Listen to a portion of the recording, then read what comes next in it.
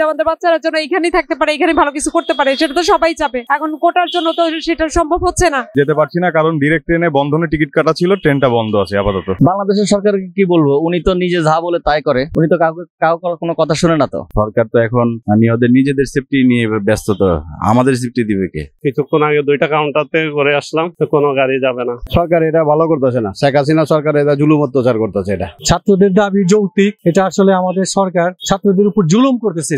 শুধু ছাত্র নয়, বাংলাদেশের জনগণের উপর জুলুম করতেছে। আমাদের দেশে কোনো ভোটের অধিকার নেই। 1971-এর মুক্তিযুদ্ধের পর বাংলাদেশে ছাত্র আন্দোলন, সে ছাত্র আন্দোলন শুরু হয়েছে 10 জুলাই থেকে।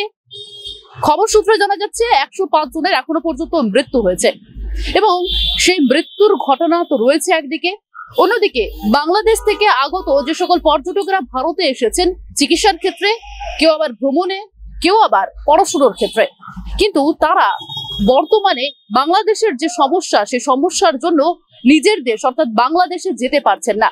বিভিন্ন রকম সমস্যার সম্মুখীন হতে হচ্ছে তাদেরকে।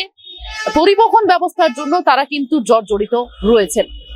কি বলছেন বাংলাদেশের নাগরিকরা, সরাসরি তাদের মুখ থেকে শুনে নেব। তাদের নিয়ে এখন টেনশনে আছে, আমি কিভাবে যাব সেটা নিয়ে আসছি। কারণ একা হলে কোনো সমস্যা ছিল না, এখন আমার পুরো একটা ফ্যামিলি, হাজব্যান্ড, 2টা বাচ্চা নিয়ে নিরাপদ আমি কিভাবে পৌঁছাবো বাসায়, সেই নিয়ে টেনশন আছি। আমার পরিবাররাও বাংলাদেশে, ওরাও তো টেনশনে আছে যে এরা কিভাবে আসবে, যে নিরাপদে পৌঁছতে পারবে কিনা। এখন ওরা তো যোগাযোগ করতে পারতেছে না আমাদের সাথে, আমরা কেমন আছি সেটাও তো ওরা জানতেছে না। তাই এখন তো আমার বুঝতেই পারতেছেন যে ভিতরের অবস্থা। আমার মেন এখন হচ্ছে আমি কিভাবে আমার বাচ্চাদের নিয়ে আমি বাসায় নিরাপদে পৌঁছাবো, সেটাই। আর বাংলাদেশে যারা আছে, আমার বড় ছেলে আছে, ওরা ভালো আছে কিনা সেটাও আমি জানতেছি না, বুঝতে পারতেছি না ওরা কেমন আছে। না, আমার বাচ্চা 25 বছরের ছেলে আছে, তা আমি তো যোগাযোগ করতে পারতেছি না যে ও কেমন আছে। সেটা সারা বাংলাদেশ করতেছে, আমি তো অবশ্যই করব একজন মা হয়ে। আমিও তো চাই আমার বাচ্চার নিরাপদ ভবিষ্যৎ থাক, তাই না? বাচ্চাদের পড়াশোনা করে বাইরে পাঠিয়ে দিব কেন? এখানে জব পাচ্ছে না দেখেই তো আমরা চাই যে বাইরে চলে যাও, বিদেশ থাকো, তাই না? আমরা এখন সেটাই তো চাবো যে আমাদের বাচ্চারা যেন এখানেই থাকতে পারে, এখানে ভালো কিছু করতে পারে, সেটা তো সবাই চাবে। এখন কোটার জন্য তো সেটা সম্ভব হচ্ছে না, হয়তো 10% পাচ্ছে বা 12% পাচ্ছে এরকম, তাই না? আমরা তো অবশ্যই সেটা সমর্থন করব, কারণ আমি তো মা, আমি তো চাবই আমার বাচ্চারা যেন একটা চাকরি পায়, পড়াশোনাটা শেষ করে, সেটা তো চাবো, অবশ্যই চাবো। বাংলাদেশ, খুলনা। 7 তারিখ, এই মাসের 7 তারিখে, 7 জুলাই। আমার মানালি ঘোরার প্ল্যান ছিল আর কলকাতায় ডাক্তার দেখানোর ছিল, 2টা কমপ্লিট হয়েছে। এখন যাওয়ার ব্যাপারে একটু ঝামেলায় পড়ে গেছি। না, যেতে পারছি না, কারণ ডিরেক্ট ট্রেনে বন্ধনে টিকিট কাটা ছিল, ট্রেনটা বন্ধ আছে আপাতত। যাওয়ার ব্যবস্থা করতে পারছি, আপনার এখান থেকে ডিরেক্ট বাসের একটা সন্ধান পাইছি, যেটা হচ্ছে আপনার পেট্রোপল বর্ডার পর্যন্ত যাবে, সেখান থেকে পার হয়ে কোনোভাবে যেতে হবে ম্যানেজ করে। না, আমার রবিবার যাওয়ারই প্ল্যান ছিল। এখন রবিবার যেহেতু ট্রেন বন্ধ হয়ে গেছে, সেহেতু আমার এই অপশন ছাড়া আর কোনো অপশন নাই। হ্যাঁ, আমার ওয়াইফ আসছে সাথে। জি, আমি আজকে বাংলাদেশ থেকে আসছি। বাংলাদেশের অবস্থা, কোনো গাড়ি চলে না, এবং কালকে রাতে থেকে শুনছি নাকি কারফিউ জারি হয়েছে ঢাকার ভিতরে, অনেক ছাত্রছাত্রী মারা গেছেন। আসলে এটা বাংলাদেশ সরকার জানি না কি পদক্ষেপ নিচ্ছেন, তবে মনে হয় না যে ভালো কোনো পদক্ষেপ নিচ্ছেন। আন্দোলনে তো কোনো প্রকারে কোনো সমাধান এখনো আসেনি। আমি অবশ্যই ছাত্রছাত্রীর পক্ষে আছি, কারণ তারা লিগেলে আছে, এই জন্য তাদের পক্ষে আছি। বাংলাদেশের সরকারকে কি বলবো, উনি তো নিজে যা বলে তাই করে, উনি তো কাউকে কোনো কথা শুনে না। তো উনি ওনার ইচ্ছা মতো কথা বলে, উনি ওনার ইচ্ছা মতন সবকিছু করে, উনি যেটা বলে মুখ দিয়ে সেটাই করে সারে। এখন জানি না পরবর্তীতে উনি কি ডিসিশন নেয় বা কি সিদ্ধান্ত নেয় বাংলাদেশের জন্য। যে স্পেনে ঘুরতে গেছেন উনি, শোনা যাচ্ছে। আমি যতটুকু শুনছি এখনো উনি এটা নাকি বাতিল করছে, জানি না, আমি সঠিক তথ্য জানি না। কারণ আমরা তো সাধারণ জনগণ, আমরা আসছি কলকাতা ঘুরতে আসছি। তবে রেগুলার ভারত সরকারের কাছে আমাদের অবশ্যই আবেদন আছে যে এটা একটা সমাধান আমরা অবশ্যই চাইছি, কারণ আমাদের এত ছাত্রছাত্রী মারা যাচ্ছে, দেশের খুব করুণ অবস্থা, ব্যবসা বাণিজ্য সব দিকে দিয়ে মনে করেন যে ধস নামে গেছে বাংলাদেশের সব কিছুতে। এইরকম যদি আরো 24 ঘন্টা যদি থাকে, অবশ্যই বাংলাদেশ ঢাকা সিটির মানুষ খাবার পাবে না কদিন পরে। এবং অলরেডি ইন্টারনেট তো বন্ধ, আজকে মনে করেন যে 4-5 দিন অবধি ইন্টারনেট বন্ধ হয়ে গেছে, কোনো মোবাইলে লোড হচ্ছে না, কোনো কিছু হইতেছে না, মানুষ কারোর সাথে যোগাযোগ করতে পারতেছে না। এই যে আমরা এখানে আছি বাংলাদেশে, আমার ফ্যামিলির সাথে যোগাযোগ করতে পারতেছি না, বিভিন্ন ধরনের প্রবলেম আছে, এরকম সৃষ্টি হইতেছে। আপনি কোথা থেকে এসেছেন? আমি ঢাকা থেকে এসেছি। আপনি বাংলাদেশে যাবার কথা বলছেন, যেতে পারছেন না? না, আমরা তো মানে আমি এখন কালকে অপেক্ষা করলাম, যে অবস্থা ভালো না, আজকেও দেখতেছি সে একই অবস্থা। মানে কি করব বুঝতেছি না, যে বর্ডার পার হওয়ার পরে কি আমি ঢাকায় পৌঁছাতে পারবো কিনা। এখন শুনছি আজকে সেনাবাহিনী নেমে গেছে।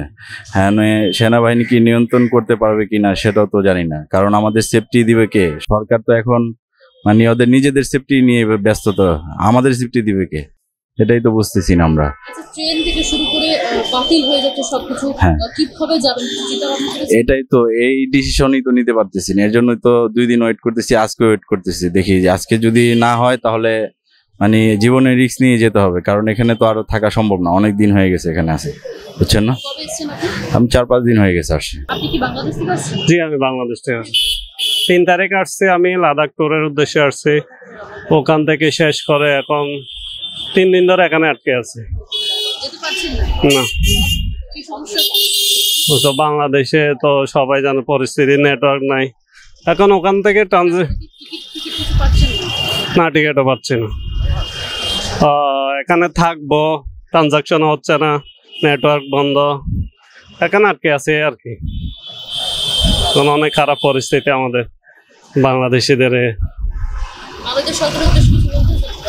বাংলাদেশিদের সরকারের উদ্দেশ্যে কি বলবো, কারণ সরকার যে সিদ্ধান্তটা নেয় ওইটাই মাথা পেতে নিতে হবে, এর বাইরে কিছু বলার নেই আমাদের সাধারণ মানুষের আর কি। আমি একজন স্টুডেন্ট। আপনি চেষ্টা করছেন বাড়ি ফেরার? অবশ্যই, আমি হয়তো কিছুক্ষণ আগে 2টা কাউন্টারতে করে আসলাম, কোনো গাড়ি যাবে না, কোনো নিশ্চয়তা নাই কখন যাবে। এখানে থাকাও তো দিনের পর দিন অসম্ভব। অনেক করতে অনেক করছে। আমার সাথে আমার বন্ধুরা আসছে আর কি, সবার একই অবস্থা। আন্দোলন হচ্ছে ঢাকা ইউনিভার্সিটির ছাত্ররা, যে এটা সঠিক সিদ্ধান্ত, সরকারে একগুড়েমি করতেছে এটা। আমরা এই ঢাকা যাব, গাড়ি গুড়ি পাচ্ছি না, আবার অবরোধ দিচ্ছে, এটার জন্য তো আমরা যাইতে হবে। 27 তারিখ আমার ভিসা শেষ, এর আগে তো যাইতেই হবে, তাহলে ইন্ডিয়ার মধ্যে জেল খাটতে হবে। বাংলাদেশ সরকার এটা জুলুম অত্যাচার করতেছে, যে বাহিনীরা মানুষকে মারতেছে, ছাত্রদের মারতেছে। ছাত্রদের অধিকার তো সঠিক অধিকার এটা। হ্যাঁ, সরকার তো এভাবে একগুড়েমি করতেছে এটা। হ্যাঁ, আচ্ছা, আপনি যেতে পারছেন না বাংলাদেশ? যে বাংলা যেতে পারছি না, টিকিট পাচ্ছি না, তো কিভাবে যাব? আজকে চলে যাব, কিন্তু কিভাবে যাবো? হাইটে যেলেও যেতে হইব, নাহলে তো ভিসার মেয়াদ শেষ। হ্যাঁ, সরকার এটা ভালো করতেছে না, শেখ হাসিনা সরকার এটা জুলুম অত্যাচার করতেছে এটা। আমরা ঢাকা থেকে আসছি, কয়েকদিন হলো, আমরাও যেতে পারতেছি না, আমরা খুব ভয়ের ভিতরে আছি। আমরা যদিও এখান থেকে লোকাল চলে যাই, বাংলাদেশে কিভাবে বাসায় ফিরবো সেই নিশ্চয়তাই আমাদের নাই। ছাত্রদের দাবি যৌক্তিক, এটা আসলে আমাদের সরকার ছাত্রদের উপর জুলুম করতেছে। শুধু ছাত্র নয়, বাংলাদেশের জনগণের উপর জুলুম করতেছে। আমাদের দেশে কোনো ভোটের অধিকার নেই, আমাদের ভোট আমরা দিতে পারি না, আমাদের ভোটার কক্ষে যেতে হয় না, ভোটে যেতে হয় না, আগেই ভোট দিয়ে দেয় তাদের গুন্ডা পান্ডা দিয়ে। এই হলো আমাদের দেশের অবস্থা।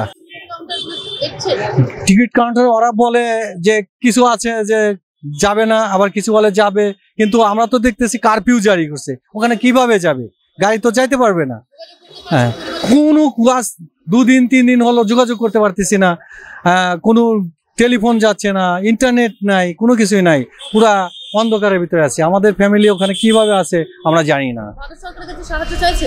আমরা বাংলাদেশ সরকারকে বলবো আপনাদের শুভ বুদ্ধি উদয় হোক। ভারত সরকারকেও বলবো, ভারত আমাদের বন্দী প্রতিম দেশ, সে যেন বাংলাদেশ গভর্নমেন্টকে বলে যে আমাদের দেশটাকে একটা শান্তি পরিবেশ ফিরিয়ে আনো। ধন্যবাদ।